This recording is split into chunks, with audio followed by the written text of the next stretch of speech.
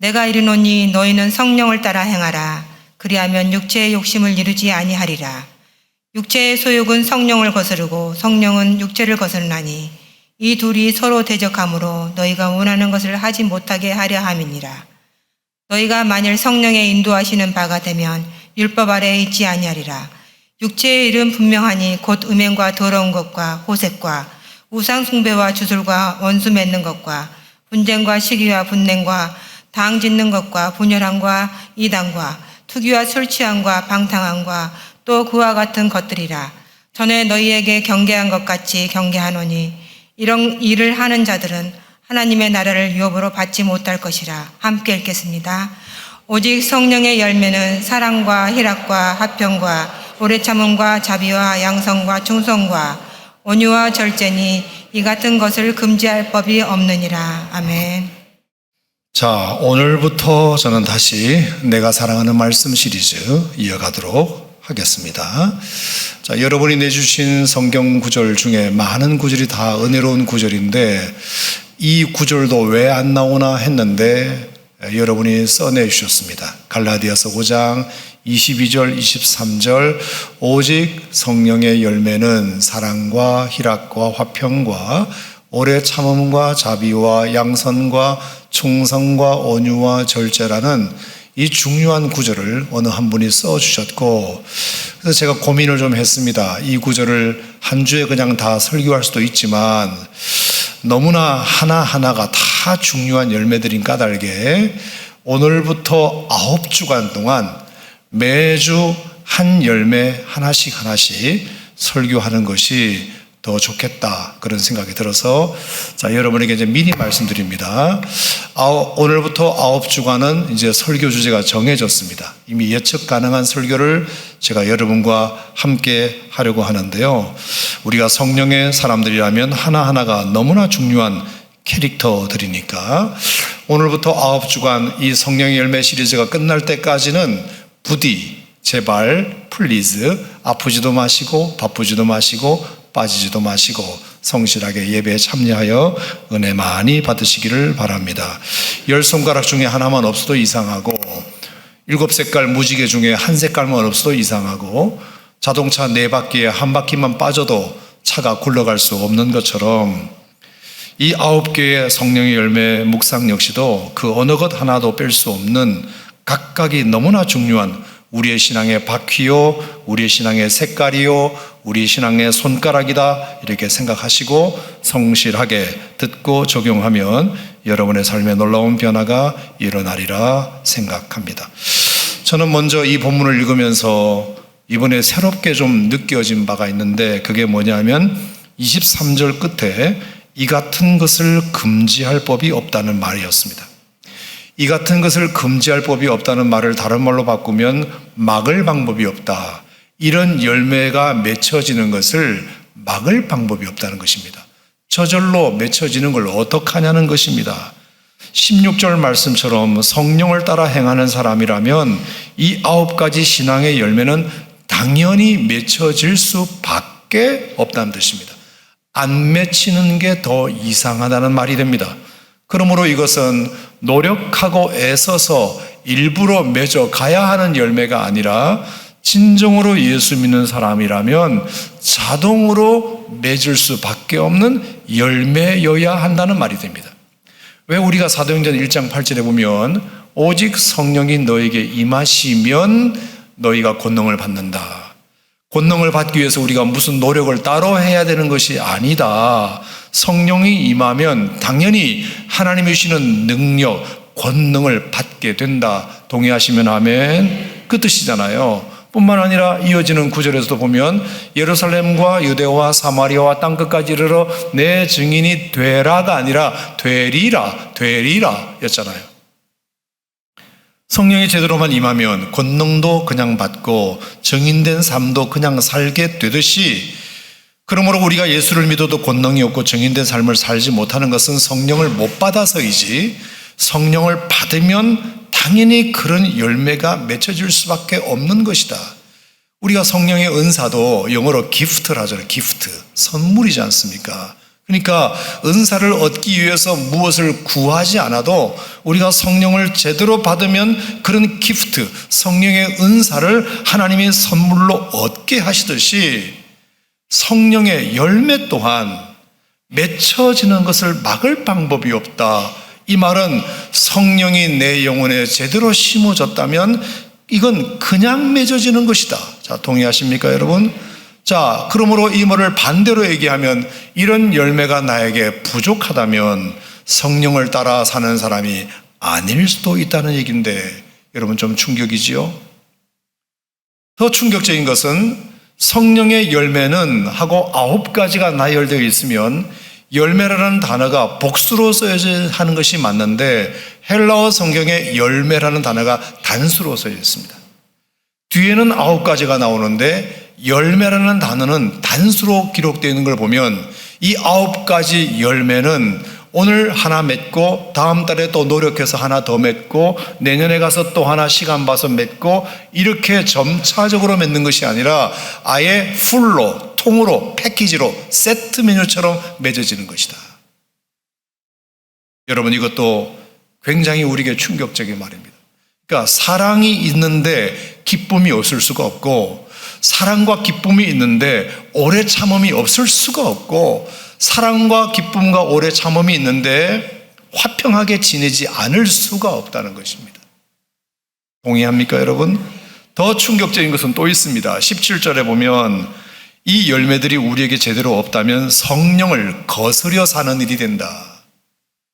이 열매가 우리에게 없으면 성령님을 거스르는 일이 된다. 아주 큰 죄가 된다. 이렇게 말씀하셨습니다. 충격 하나는 또 있습니다. 이 9가지 열매들 모두가 다 능력과 관련된 단어가 아니라는 것입니다. 성품과 관련된 단어입니다.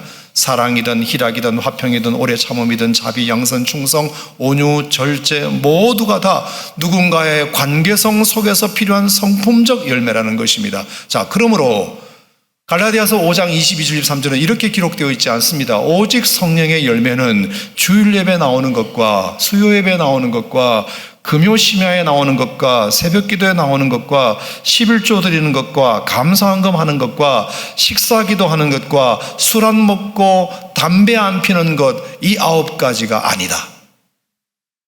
성령의 열매는 예언, 지식, 방언, 병고침, 세주, 다스림, 기도, 가르침, 영분별 은사, 이것도 아니다. 오직 성령의 열매는 뭐다? 사랑과 희락과 화평과 오래 참음과 자비와 양선과 충성과 온유와 절제다. 우리 신앙의 증거는 성품으로부터 먼저 나타나야 한다. 그러므로 우리가 버려야 할 생각 2가지는 뭐냐면 믿음만 좋으면 장땡이지, 믿음만 좋으면 최고지 라는 착각입니다. 물론 이 말이 틀린 말은 아니지만 그 믿음이 빛을 발하려면 반드시 그 믿음에는 성품이 더해져야 한다. 베드로후서 1장 5절에서 7절은 말했습니다. 자, 그러므로 너희가 더욱 힘써 너희 믿음의 덕을, 덕의 지식을, 지식의 절제를, 절제의 인내를, 인내의 경건을, 경건의 형제 우애를, 형제 우애의 사랑을 더하라. 자, 믿음 하나로 충분하다면 굳이 더하라는 성경 구절이 없어도 될 텐데 믿음 하나만 가지고는 부족하니까 거기에 사랑을 반드시 더해야 한다고 말씀하신 것입니다. 2번째, 은사만 많으면 최고라는 것도 버려야 합니다. 만약에 이것이 사실이라면 고린도전서 12장 29절부터 31절 기록은 없었어야 했습니다. 다 사도이겠느냐, 다 선지자이겠느냐, 다 방언을 말하겠느냐, 다 병 고치는 은사를 가지겠느냐, 다 통역하는 자이겠느냐. 아니다. 너희는 더욱 큰 은사를 사모하라. 내가 또한 가장 좋은 길을 너희에게 보이리라. 이렇게 고린도전서 12장은 딱 끝내고 13장 뚜껑을 딱 열어보니까 사랑장이 나오는 겁니다. 사랑이 없으면 아무것도 아니다. 모든 지식도 믿음도 능력도 사랑 없으면 아무 유익이 없다. 그러므로 결론이 뭐죠? 믿음, 소망, 사랑 다 좋아. 하지만 그 중에 제일은 사랑이야. 여러분, 우리가 이것을 절대로 무시하면 안 되고요. 성령의 9가지 열매는 다 그런 차원에서 성품과 관련된, 그래서 고린도전서를 기록한 바울도, 갈라디아서를 기록한 바울도 당신이 그렇게 위대한 사역자고 위대한 목회자고 위대한 전도자고 위대한 은사자고 위대한 교회의 개척자였지만 더 없는 사랑의 사도가 되기로 그렇게 갈망했던 이유도 거기에 있습니다. 자, 그래서 오늘은 말입니다, 지도 2장으로 알아보는 사랑의 정의, 지도 2장을 통해서 알아보는 사랑의 정의에 대하여 말씀을 드리겠습니다. 자, 오늘 이 설교를 듣고 나면 저부터 시작해서 여러분 모두가 다 사랑의 정의를 좀 새롭게 했으면 좋겠습니다. 예컨대 잘나고 예쁘고 능력 있는 사람에게 내 마음이 가는 것은 사랑 아니다. 또 나한테 잘해주고 또 내 말을 잘 들어주고 이런 사람들에게 호감을 주는 것도 사랑이 아니다. 사랑은 다음과 같은 것이 성령이 우리에게 맺기를 원하시는 사랑이다. 성령의 열매로 보는, 성령의 주시는 사랑이라는 것, 제가 지도 2장을 통해서 여러분과 같이 좀 나눠보고자 합니다. 자, 첫 번째 지도는 바울의 제1차 전도 여행 지도인데요. 자, 사도행전 13장에 나오는 이제 구절과 같이 좀 보시면 좋을 것 같습니다. 자, 수리아 안디옥, 저 오른쪽에 있는 수리아 안디옥이라는 곳에서 파송을 받아가지고 바울과 바나바가 1차 전도 여행을 시작합니다. 자, 처음에는 어디로 가야 될지 방향을 못 정하고 있었는데 바나바가 마침 구브로가 자기 고향이라고 하면서 바울 선생, 우리가 딴 데 갈 데 없으면 우리 고향부터 먼저 갑시다. 이 좋은 복음을 우리 고향 사람들에게 먼저 좀 전해주고 싶은 마음이 있어. 어떻게 생각하시오? 아이, 좋습니다. 그래서 바울과 바나바가 뜻을 합하여 구브로로 먼저 가요. 그래서 살라미에 도착해서 육로를 따라서 바보라는 서쪽 땅에 이르릅니다. 왜? 거기에 구브로의 총독이 살거든요. 거기에 서기오 바울이라는 총독이 살아서 총독을 만나서 전도를 했는데 전도가 너무 잘 돼요. 서기오 바울이 예수를 믿어버렸어요. 그래서 너무 기뻤어요. 서기오 바울도 너무 기뻐가지고 바울 선생 한가 물어봅시다. 혹시 다음의 스케줄이 혹시 어디입니까? 아직 뭐 계획이 없는데요. 그러면 내 고향이 저 위에 비시디아 안디옥이 내 고향이니까, 서기오 바울의 고향이 비시디아 안디옥 출신이거든요. 그러니까 나한테 전해준 이 복음을 우리 고향 사람들에게도 좀 전해줄 수 있습니까? 좋습니다. 뭐 잘 됐습니다. 그래서 바울과 바나바가 정말로 기쁜 마음으로 마가 요한이라는 제자까지 데리고 밤빌리아 버가를 향하여 이제 바다를 건너가는 겁니다.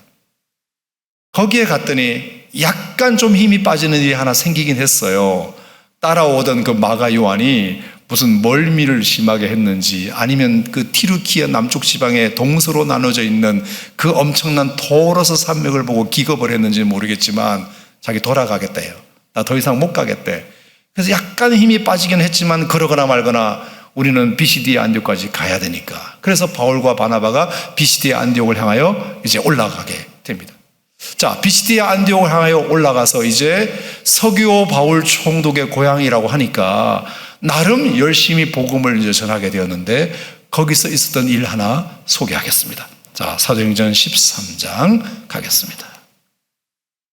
자, 여기까지는 참 잘 왔는데, 복음을 들고 여기까지 잘 왔는데 사도행전 13장 비시디아 안디옥에서 복음을 전하고 났더니 세상에 45절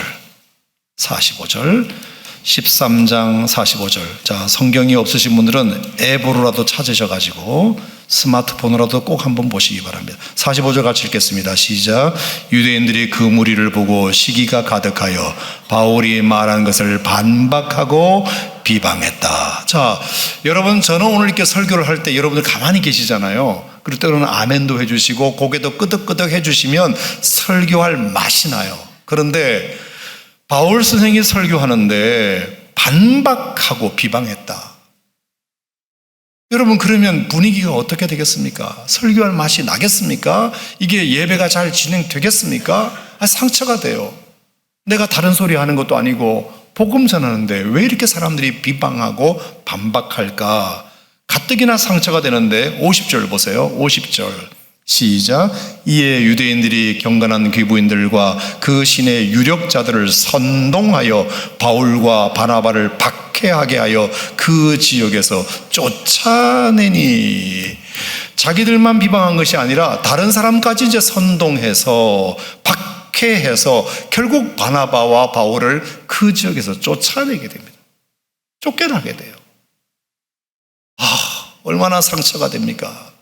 내가 여기 왜 왔는가? 왜 서기오 바울의 부탁받고 내가 와서 복음 전하러 이 먼 곳까지 왔는데, 바다 건너 산맥 건너 왔는데 사람들이 비방하고 박해하고 반박하고 너무 그래서 상처가 돼가지고 51절 보세요. 두 사람이 그들을 향하여 발에 티끌을 떨어버리고 이고니로 갔다. 자, 발에 티끌을 떨어버렸다는 말이 이게 무슨 말이에요? 티끌을 떨어버렸다. 내가 다시는 여기 오나 봐라, 이 뜻이에요.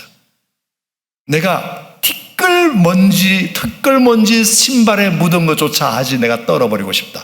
내 기억에서 영원히 지워버리고 싶은 상처를 받은 겁니다.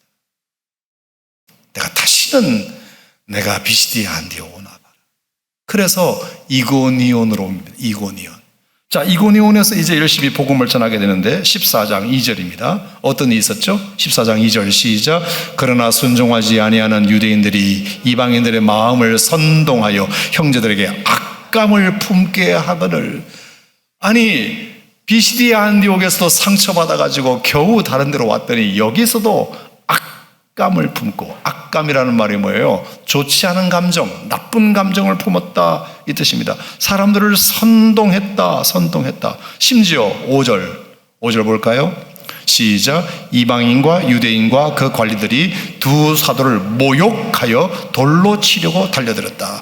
여러분, 인간이 가장 힘든 감정 중에 하나가 모욕감이잖아요. 모욕당하는 거 견딜 수 있나요? 힘들어요. 거기다가 생명의 위협을 느낄 정도로 돌을 들고 달려들었다.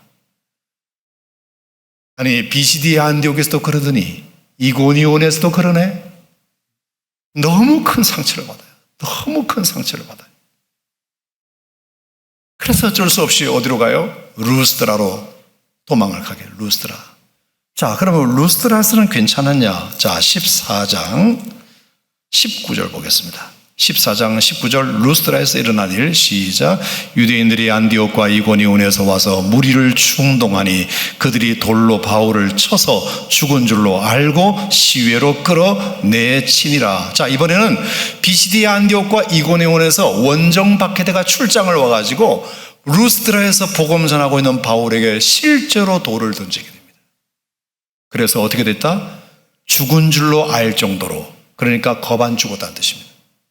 얼마나 피투성이가 됐는지 돌을 던지는 사람들이 죽었네 확인하고 갈 정도로 어느 한 구석 환영해 주는 데가 없고 다 상처투성이, 마음의 상처, 몸의 상처 다 받을 대로 받았던 바울입니다. 겁안 죽었습니다. 그런데 20절에 고맙게도 제자들이 둘러섰다는 말은 제자들이 둘러서서 중보기도 했을 때에 바울이 일어나, 할렐루야, 하나님이 살려주셨어요. 제자들의 중보기도로 살려주셨습니다. 그래서 겨우 몸을 추스리고 어딜 왔다? 더베로 오게 된 거예요. 자, 여기까지가 1차 전도여행인데, 자, 여기까지. 그러면 여러분과 저 같으면 사주 상식선에서 어떻게 해야 맞나요? 그 다음 이제 어디로 가야 되나요? 자, 옆에 뭐가 있어요? 다소가 있어. 다소가 누구냐? 뭐냐? 바울의 고향이에요. 고향. 그러니까 사람이 이렇게 지칠 대로 지치고 마음 상처받고 몸에 피투성이가 되면 당연히 집 생각이 나요. 가서 엄마 밥 해주는 거 한번 먹고 싶어요. 쉬고 싶은 마음이 당연히 들어요. 나 이제 다소 갈 거야. 나 엄마 보러 갈 거야. 그리고 거기서 몸을 추스리고 그 다음 안디옥으로 돌아가면 이게 누가 뭐라 그래도 수고했다고 하지. 그동안 고생 많았지. 그래, 고향에서 좀 쉬다 왔어? 이렇게 된 거예요. 이게 우리의 상식이에요. 근데 성경은 자 14장 21절 보겠습니다. 시작. 복음을 그 성에서 전하여 많은 사람을 제자로 삼고 루스드라와 이고니온과 안디옥으로 돌아가서, 자 시도 보겠습니다. 더베에서 이고니온으로, 이고니온에서 안디옥으로, 안디옥에서 밤빌리아로 해서 돌아서 수리아로 갑니다. 자 지도 내려주시고 도대체 이건 뭐냐? 피시디아 안디옥에서 발에 티끌을 떨어버리고 내가 다시는 전문용어로 내가 그쪽을 향하여 오줌도 누나봐라 이런 마음이에요. 지긋지긋하고 생각만 하면 상처되고 마음의 상처, 몸의 상처 있는 대로 다 받고, 그래서 더베까지 왔으면 고향도 지척이니까 내가 엄마가 밥 해주는 거 좀 먹고 회복하고 내가 돌아가야지. 이게 상식입니다. 상식. 근데 도대체 바울은 무슨 정신으로 다시 거꾸로 돌아갔냐? 덜 맞아서? 덜 비방당해서? 첫 번째 지도로 보는 사랑의 정의. 저도 못하는 소리를 여러분에게 해야 되니까 저도 민망합니다만, 받은 상처 있지만 너무 크지만 그거 없는 셈 치고 잊어버리고 기억하지 않고 다시 찾아가는 것. 여러분, 이게 예수 믿는 사람이 가져야 할, 성령을 받았다는 사람이 가져야 할, 우리가 맺어야 할 성령의 열매, 첫 번째 사랑의 열매가 아닐까 생각하는데, 동의하시면 아멘 하시기 바랍니다. 자, 마태복음 5장에도 보면 사람이 자기를 사랑하는 사람을 사랑하면 무슨 상이 있으리요? 날 좋아하는 사람을 좋아하는 것은 그게 무슨 사랑이 있으리요? 무슨 상이 있으리요? 그거는 교회 밖에 있는 사람들을 다 하는 거. 근데 우리가 교회 안에 있으면서 하나님을 믿는다면서 십자가의 사랑을 안다면서 성령을 받은 사람이라고 하면서 그 수준의 사랑으로만 우리에게 머물러 있다면 그거 성령의 열매 없는 거다. 그 뜻입니다. 우리가 성령의 열매를 맺은 사람이라면 반드시 상처 너무 크게 받았지만, 몸의 상처, 마음의 상처 있는 대로 가지고 곱배기로 받았지만, 내가 복음을 위하여 내가 다시 돌아가리라. 다시 사랑하리라. 한 번도 상처받지 않았던 사람처럼 싹 잊어버리고 다시 돌아갈 마음을 갖는 게, 그게 첫 번째 지도 한 장으로 보는 성령의 열매의 사랑의 정이다. 두 번째, 다른 지도 하나를 보겠습니다. 자, 이 지도는 예수님께서 마가복음 7장에서 있었던 놀라운 지도인데요. 자, 성경부터 먼저 한번 볼까요? 마가복음 7장 31절. 마가복음 7장 31절. 저는 마가복음을 2016년, 17년도에 강해하면서 가장 은혜 받은 구절이에요. 마가복음 7장 31절은 정말로 주옥 같은 말씀이에요. 아마 읽으면 깜짝 놀라실 거예요. 너무너무 은혜로운 구절이에요.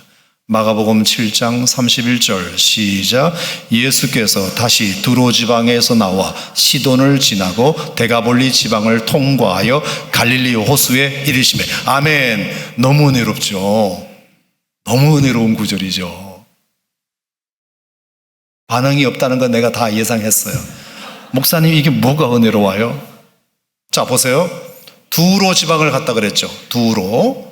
가버나움에서 두로 한 50km 정도 구글 지도로 보니까 50km 정도 되더라고요. 자, 두로에서 시돈을 갔다 그랬어요. 한 40km 정도 돼요. 그 다음에 시돈에서 쭉 내려와가지고 데가볼리로 왔다 그랬어요. 120km 정도 됩니다. 자, 그 데가볼리에서 다시 올라와서 가버나움 사역지로 돌아왔어요. 50km. 도합 210km. 오산에서 딱 재보니까 경부수도를 치면 대구까지. 오산에서 대구까지 거래요.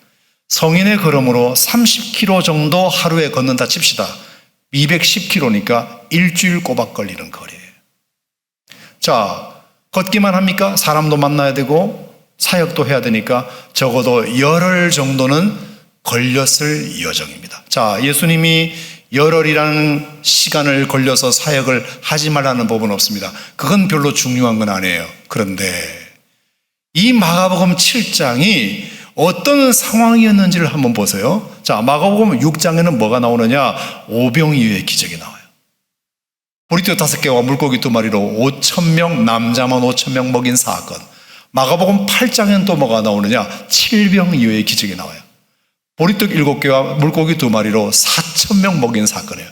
자, 5,000명, 4,000명, 도합 9,000명, 여인들과 아이들까지 포함하면 몇만 명이 예수님으로부터 혜택을 받은 사람이에요.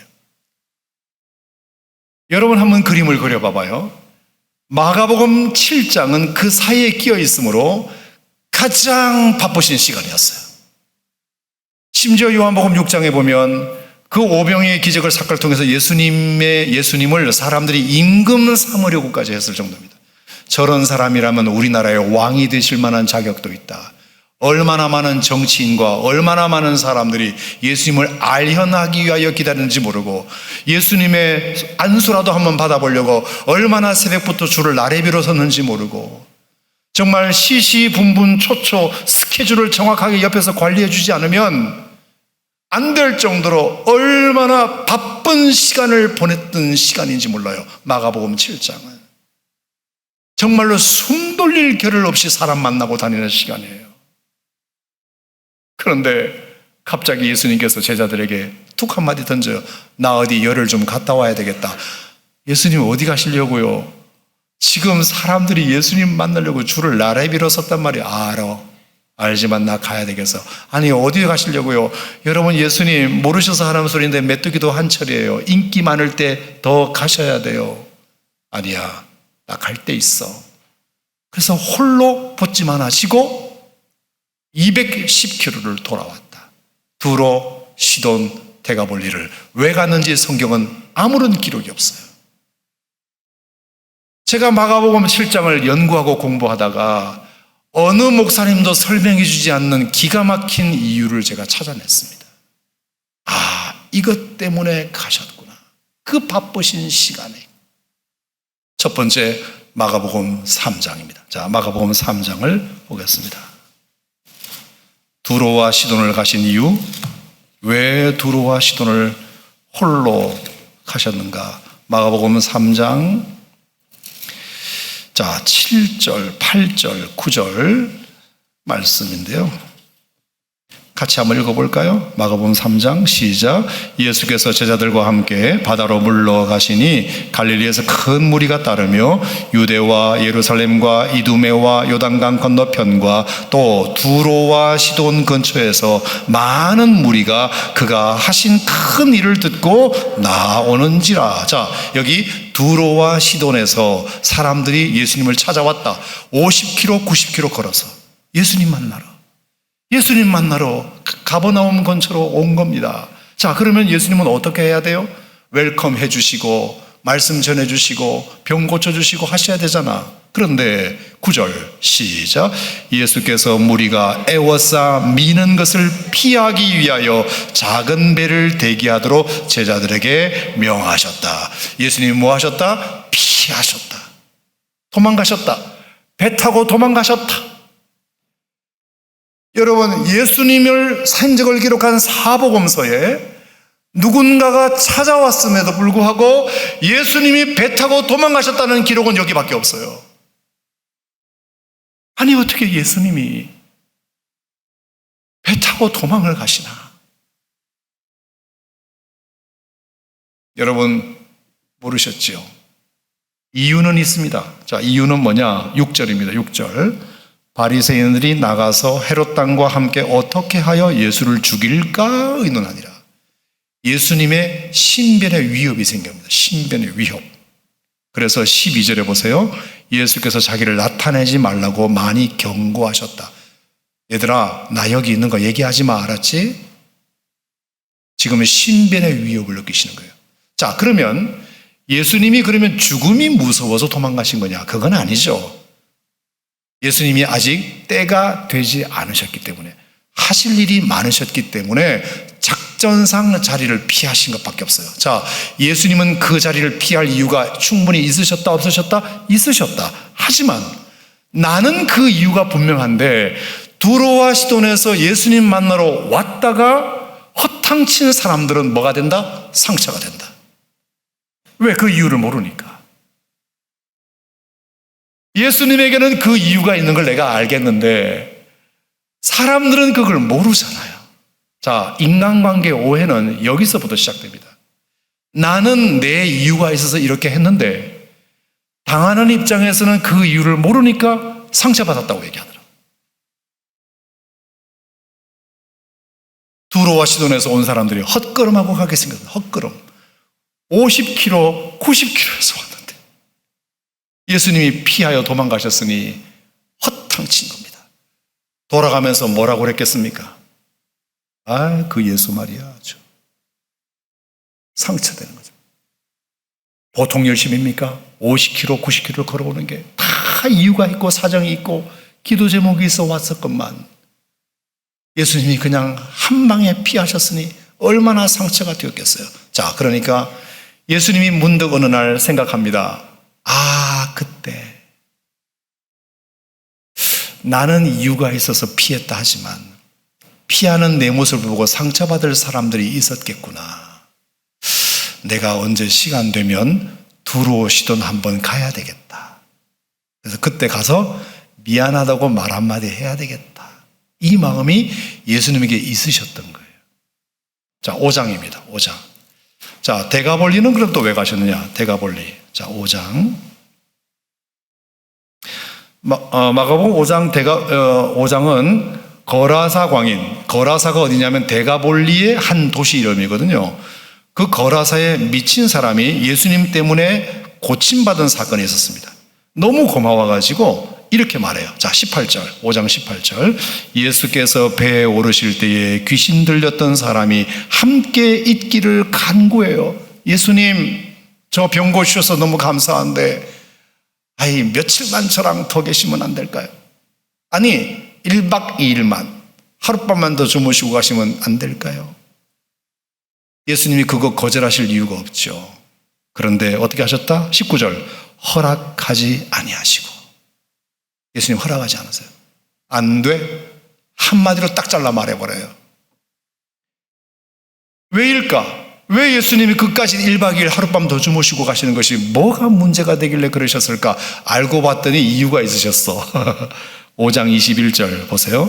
예수께서 배를 타시고 맞은편으로 건너가서 큰 무리가 바닷가에 모이는 걸 보셨는데 그 중에 22절에 회당장 중에 하나인 야이로라 하는 이가 와서 예수를 봐요. 야이로 회당장과 만날 스케줄이 되어 있는 거예요. 약속이 되어 있는 거예요. 그래서 급히 1박 2일도 지체할 수 없이 야이로 회당장을 만날 스케줄이 되어 있으니까 못 가시게 된 거예요.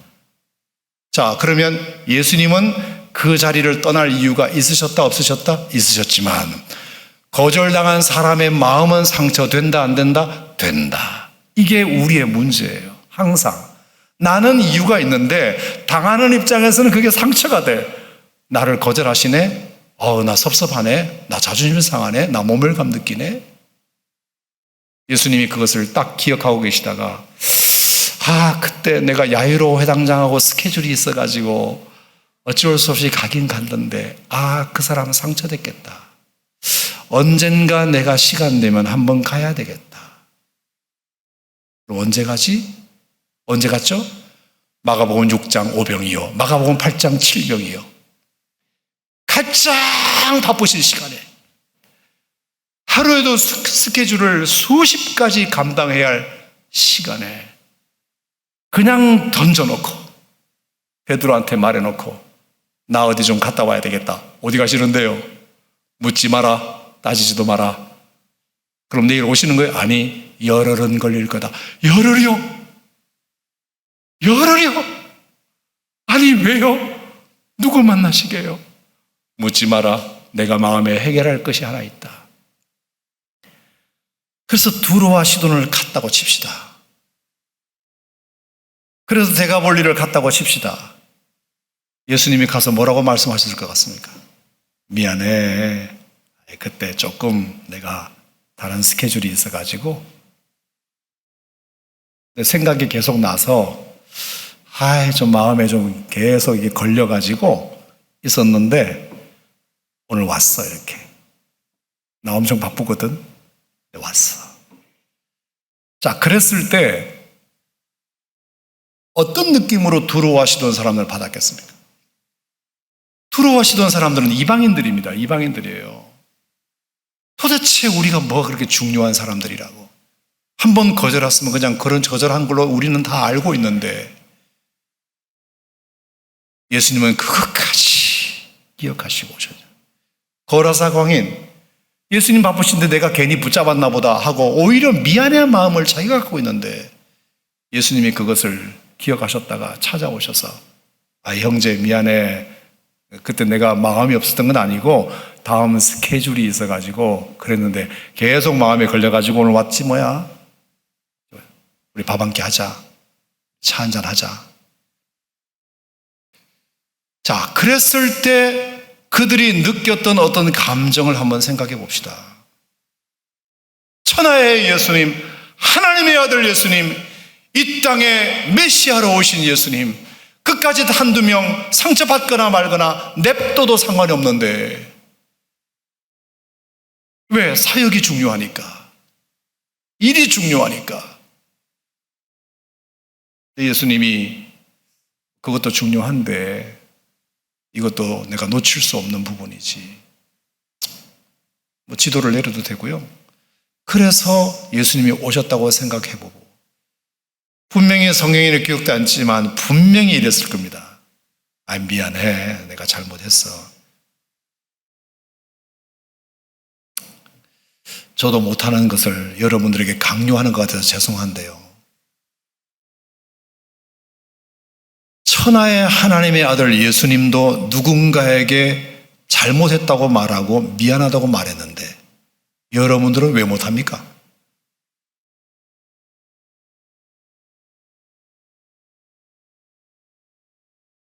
그 알량한 자존심 때문에 미안하다고 말하면 내가 뭐 어떻게 될까 봐. 성령의 열매로서의 사랑은 말입니다. 내가 생각할 때 뭐 이렇게 잘난 사람, 능력 있는 사람, 내가 저 사람을 사랑하면 내가 덕보겠다, 이래서 하는 사랑 아니고요. 나한테 잘해주는 사람, 나한테 잘 맞춰주는 사람, 이래서 사랑하는 것이 사랑 아니고요. 진짜 사랑은 사도행전 13장에 나오는 것처럼 내가 상처 있는 대로 다 받았지만 다시는 내가 모멸감 느껴서 그쪽을 쳐다보기도 싫지만 받은 상처 기억 않고 다시 사랑하는 것. 마가복음 7장에 나와 있는 것처럼 내가 준 상처 잊지 않고 다시 사과하는 것. 여러분, 우리가 교회에서 배워야 할, 예수 믿는 사람들이 가져야 할 진짜 사랑의 정의라고 생각하는데, 자, 여기까지 동의하시면 아멘 하시기 바랍니다. 일단은 안 되더라도 아멘부터 하시기 바랍니다. 아멘입니까? 자, 부끄럽게 한량없는 저 역시 가까운 제 아내부터 시작해서 딸에게부터 시작해서 우리 집사님들에게, 성도님들에게 그런 일들이 저에게도 수없이 많이 있단 말입니다. 진짜 용기가 필요해요. 용기가 필요합니다. 왜? 나는 내 이유가 있는데 저쪽에서 그렇게 오해를 하면 힘든 부분이 분명히 있어요. 하지만 예수님도 마찬가지. 나는 내 스케줄이 있어서 이렇게 했는데 받은 당사자는 상처받을 수 있으니까.